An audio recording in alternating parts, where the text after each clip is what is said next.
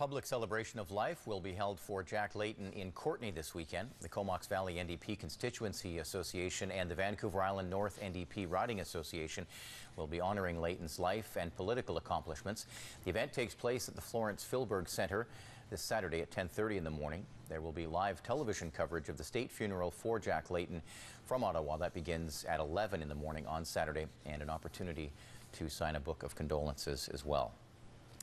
The death of Jack Layton has become one of the main topics of conversation on social media sites such as Facebook and Twitter. Quotes and paraphrases from Layton's letter to Canadians are being posted by Canadians from all walks of life and political backgrounds.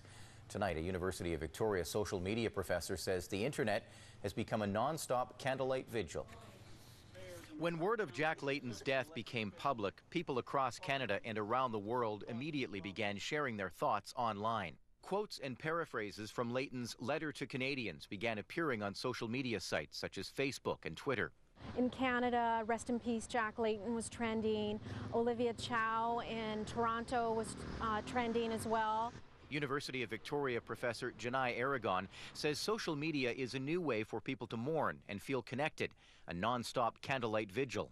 It's a way for people to rally around the Canadian flag, or at least the NDP. And we're also witnessing the way in which this is crossing partisan lines. Lots of people are posting, while I never voted NDP, we've lost a great man. And then they quote a sentence from his letter. It is a rare event in Canadian history for an opposition leader or prime minister to die in office. It last happened in 1919, when then opposition leader Sir Wilfrid Laurier died after a stroke. At his funeral, thousands lined the streets of Ottawa. It was one of the first public events in Canada to be recorded on film. But now, mourning has become a 24/7 public eulogy. It's the way people grieve nowadays. There's blogs about this sort of thing as well.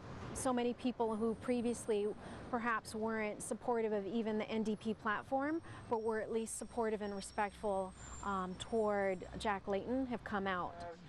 Public memorials have also sprung up in several cities, including Montreal, Ottawa, and Victoria, as people come together to share their grief. He was forever praising the sacrifices of others who campaigned on his behalf and downplaying the sacrifices he made in his own life. I think we've all lost a friend and a remarkable Canadian leader. You know, it was his energy and his hope, his sense of hope, and his courage that really inspired me. Always looking forward, always convinced we could do better, and always willing to call on the best in everybody. And while the online eulogy will likely continue for many more days, it's up to you. Jack Layton's message of love, hope, and optimism will live on for generations.